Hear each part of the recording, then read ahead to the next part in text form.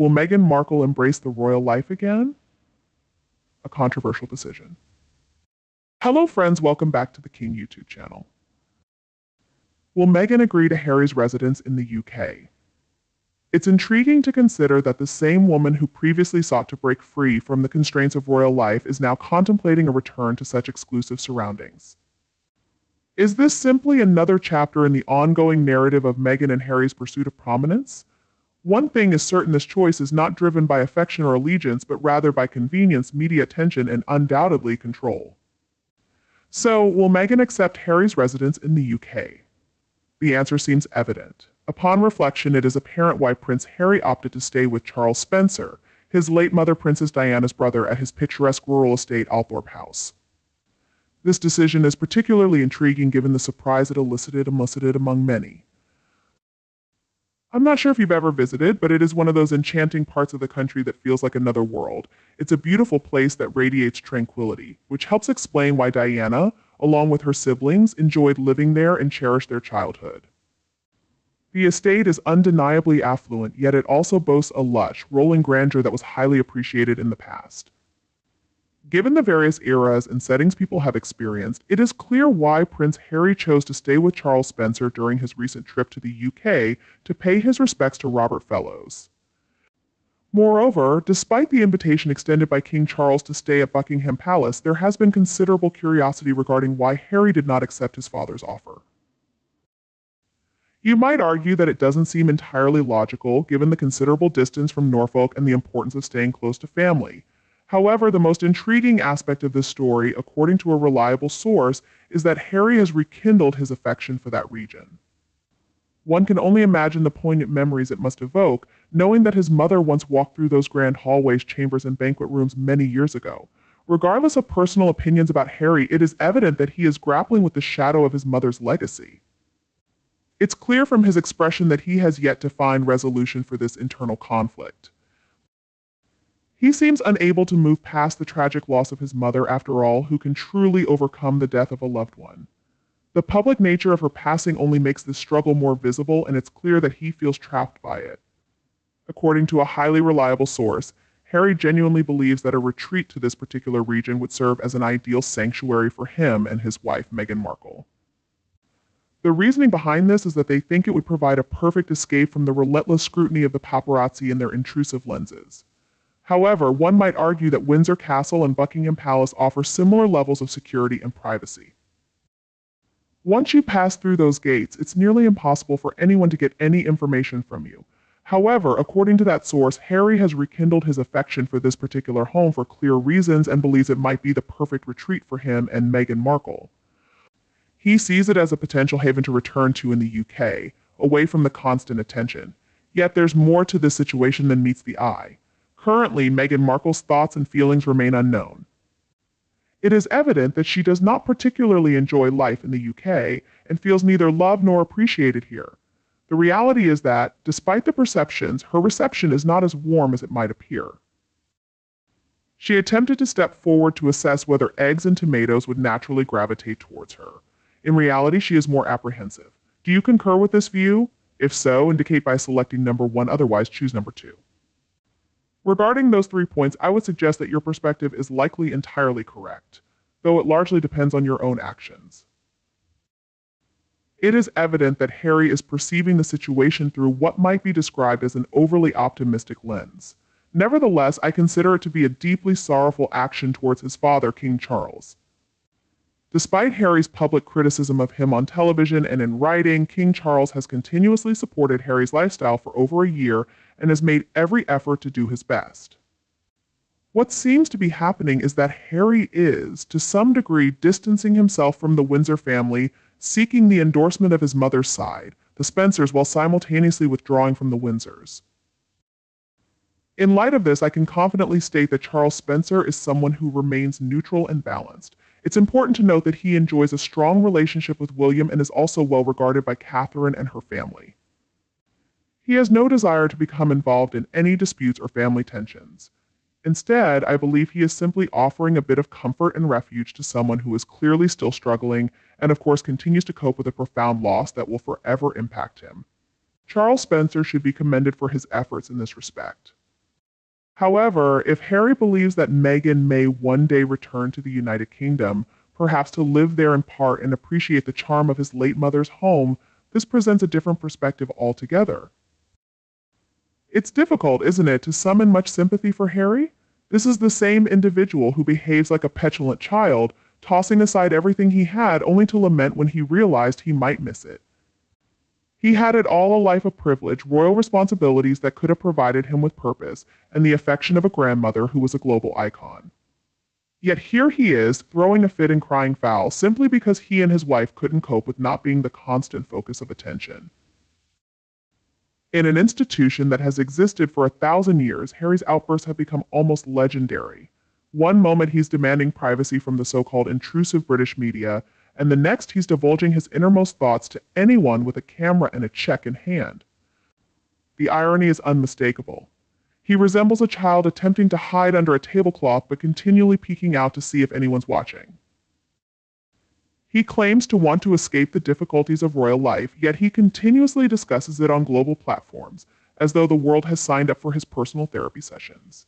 And then there's Meghan, the Duchess of Drama, standing right beside him, encouraging his every move. Together, they've constructed a narrative of being two misunderstood victims, working relentlessly for a better world from their multi-million-dollar mansion in Montecito, no less. After all, nothing demonstrates concern for the planet quite like lecturing others on climate change while traveling by private jet. Harry complains about being cut off financially, as if the world owes him something simply because he was born into privilege. It's rather ironic, isn't it? He had every opportunity handed to him on a silver platter, yet still found something to criticize. The reality is, he doesn't want to be treated like an ordinary person at all. Harry wants the treatment of royalty while enjoying the lifestyle of a celebrity, and when that doesn't happen, cue the inevitable tantrums Harry, the prince of perpetual self-pity. Now he's taking guidance from his uncle Charles Spencer, a man whose own personal life could rival the twists and turns of a soap opera. The irony is almost too much. Here we have Charles Spencer, Diana's troubled brother, who can barely manage his own marital affairs, stepping in as Harry's new advisor on marriage and family matters.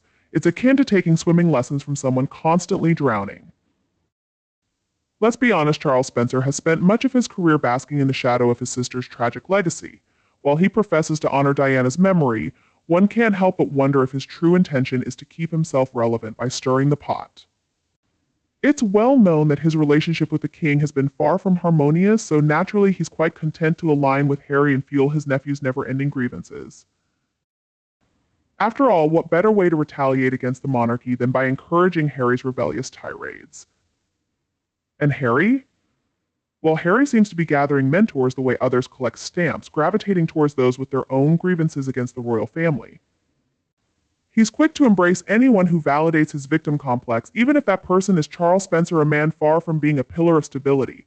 With one failed marriage after another, Spencer hardly seems the ideal figure for someone trying to establish a solid family foundation. But then again, Harry was never known for his sound judgment, was he? These two seem perfectly matched. Charles Spencer with his thinly disguised resentment and never-ending grievances against the royal family, and Harry constantly searching for another excuse to sulk and cast blame. It's like watching a poorly executed double act, each trying to outshine the other and playing the victim card. They truly are a perfect pair. One striving to remain relevant, and the other a prince lost in the wilderness of his own making, unable to find his way out. Let's not forget that Spencer's advice hardly comes from a place of wisdom or success. Here is a man, noble title aside, who has managed to fumble every important relationship in his life, now offering Harry guidance on how to handle his marriage and family. It's almost comical if it weren't so sad. Harry might want to rethink taking advice from someone whose personal history resembles a guide on what not to do in family life. The irony, of course, is undeniable. Meghan Markle isn't fond of the British way of life. Well, guess what, darling, the feeling is mutual. The British public isn't exactly enamored with her either. And judging by recent events, it seems the Americans aren't too taken with her either. Wherever Meghan goes, drama, gossip, and exasperation seem to follow. For someone who constantly professes a desire for privacy, she certainly knows how to keep herself at the center of attention, doesn't she? Let's be honest, Meghan seems to have mastered the art of creating chaos. She's like a magnet for tabloid headlines, and it seems that every time she speaks, she's adding fuel to yet another fire. Oh, the royal family is so terrible, she laments, all while holding onto her Duchess title for whatever prestige it still affords her. It's difficult to take her seriously when she plays the victim on the global stage, basking in the benefits of the very institution she professes to despise. And let's not overlook her time in America, the place where she believed she'd finally find freedom and be welcomed with open arms. ATE, somehow things haven't exactly gone according to plan, have they? Meghan may have envisioned herself as Hollywood's new sweetheart, but even here she's mostly recognized as a purveyor of melodrama. People are growing weary of her constant need to voice grievances as though it's her full-time occupation, and perhaps it is. What has she truly accomplished since leaving the royal family? Any real charitable work or notable achievements? Not particularly, unless you count launching a podcast that quickly fizzled out. What Meghan excels at is gossip, stirring the pot and creating controversy wherever she goes. She talks a great deal about championing causes, but when it comes to action, what do we actually witness? Complaints. More complaints. She's swift to criticize the royal family, the media, and anyone else who doesn't subscribe to her woe is me narrative. But when it comes to actually doing something meaningful, her voice seems conspicuously absent. It almost seems as though Meghan's true ambition is to keep herself in the spotlight at all costs, even if that means turning against the very people who once embraced her. And here's the irony: Meghan seems to believe that just because she disliked the British way of life, she's entitled to reinvent herself as some sort of American royal. Newsflash, Meghan America already fought a revolution to leave the monarchy behind, and we certainly don't need a self-proclaimed duchess to remind us why. While she may like to see herself as a modern-day princess fighting for justice, the reality is far less flattering. She's more like a constant storm cloud spreading negativity wherever she goes. And let's not forget, there are reports suggesting that she once told a friend she wanted to date a British man. Well, she got what she wished for. And once she did, it seems she's set to work changing everything British about him, teaching him to disdain being British and royal, cutting him off from his family and friends, and bringing him to America to live her version of life. It seems Meghan might have been influenced by too many Jane Austen novels, romanticizing the British way of life from an American perspective. However, she miscalculated. She lacked the elegance and class needed to truly integrate, so she essentially pressured him to abandon his British identity for her sake. That's not love. True love involves embracing the whole person, including their customs and quirks. Instead, she appeared to see dollar signs and global fame, manipulating him with grand gestures and forcing him to relinquish a millennium-old heritage, all while loving the perks of being with him, rather than loving him as a person. What a cautionary tale she has become. Despite it being 27 years since Princess Diana's tragic death, Harry still dwells on it as if it happened yesterday. It's as if he's forgotten that he's now a grown man, not the bereft child trailing behind his mother's coffin, and Meghan has become a constant presence in his narrative. It seems that Meghan, the opportunist, is encouraging this endless narrative where Harry remains perpetually the victim, the grieving son unable to move on. This convenient setup allows Harry to use his unresolved grief as an excuse for every poor decision, outburst, and self-pitying public spectacle he's involved in. For Meghan, this is particularly advantageous. She has managed to align herself with Diana's memory, adopting a tragic heroine persona while claiming to understand the pressures of being pursued by the press. In reality, she courts every camera she can find, playing the sympathy card as she stands by Harry's side, as if she too bears the weight of Diana's death. What Meghan is truly doing is exploiting Harry's unresolved grief to generate headlines, portray herself as a victim, and maintain her own relevance. It's as if they're trying to present themselves as the modern-day equivalents of Diana and Dodi, but the reality is, Meghan, you are no Diana. It's almost laughable how frequently Meghan and Harry invoke Diana's memory, as if repeatedly mentioning her name in every interview and Netflix special somehow lends them credibility. They seem to believe that invoking Diana's ghost will garner more sympathy for their cause. However, the more they dwell on it, the more it becomes clear that they're using her name as a crutch to justify their own actions. They've turned Diana's tragic story into their personal marketing tool, hoping a touch of her legacy will enhance their own image. Spoiler alert, it's not working. Harry, it's time to allow your mother to rest in peace.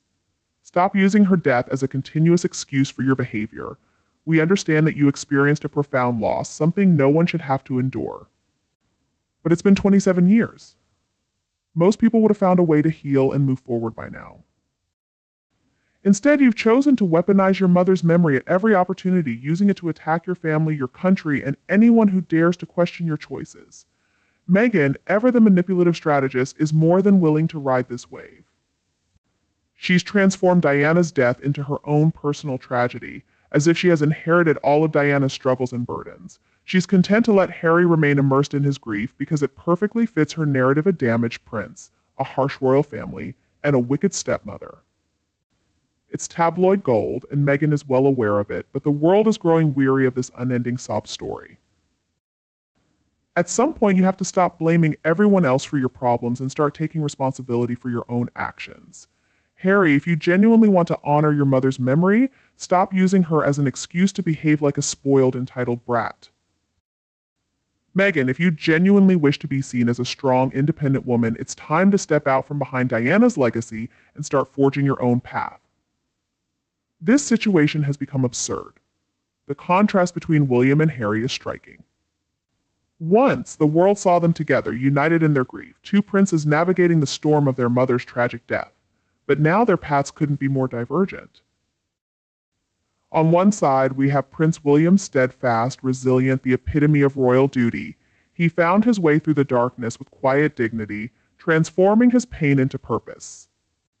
As a future king, he maintained his composure and sought solace not in broadcasting his sorrow, but in dedicating himself to the values his mother cherished: charity, humility, and service. On the other side is Harry, the brother, who seems to believe he is the only one who lost a mother that day. In 1997, he transformed his sorrow into a public display, almost as if his pain warranted more recognition than anyone else's. While he speaks of feeling unheard, he has been given more platforms, interviews, and media exposure than most people experience in a lifetime. How much more attention does he need? He is essentially shouting into a megaphone on a global stage. William, in contrast, took a different approach. He could have easily adopted the role of a victim, but instead, he chose to rise above it. He devoted his efforts to creating a stable, loving family, forming a strong partnership with Catherine, and becoming a role model for the British public. William channels his grief into something positive, honoring Diana's legacy by embodying the traits she admired: compassion, resilience, and a sense of duty. He isn't seeking sympathy or applause. He's simply getting on with his duties day by day without making a spectacle of it. Meanwhile, Harry has become a case study for psychologists, a classic example of unresolved trauma coupled with attention-seeking behavior. He continues to speak about his loss, even 30 years later, as though the rest of the world hasn't faced its own share of hardships. It's as if he believes his pain is unique, more significant than anyone else's. He frequently brings up his mother's memory in every conversation and interview, using her name as a shield against criticism and as a justification for his actions. And when it comes to resilience, William embodies true strength. He has turned his grief into a quiet resolve, using it as motivation to improve himself and to serve with purpose. Harry, on the other hand, appears to confuse resilience with continual complaining and airing of personal grievances. Every time he feels overlooked, there's another interview, another book, or another podcast. How many more revelations are necessary before he feels acknowledged? Even the most sympathetic are beginning to grow weary. In contrast, William has earned the public's respect. Through his quiet resolve, composure, and dedication, William isn't trying to gain sympathy or peddle a tale of woe. He is leading with integrity, showing that it's possible to move forward from loss with grace and purpose. In every sense, he embodies the future king. His country deserves leadership that is stable, dependable, and rooted in reality. So yes, William and Harry are indeed different, and we should be grateful for that. One is the epitome of quiet strength, a leader in the making. The other, lost in self-importance, endlessly searches for the validation he cannot seem to find within himself. While Harry might be a psychologist's ideal case study, William is the genuine article, the prince who transformed pain into purpose. The future of the British monarchy rests on his shoulders, where it rightly belongs. Thank you all for watching this intriguing discussion. I'd love to hear your thoughts, so please leave a comment below. And don't forget to support the channel by liking, sharing, and subscribing. Goodbye, and see you next time.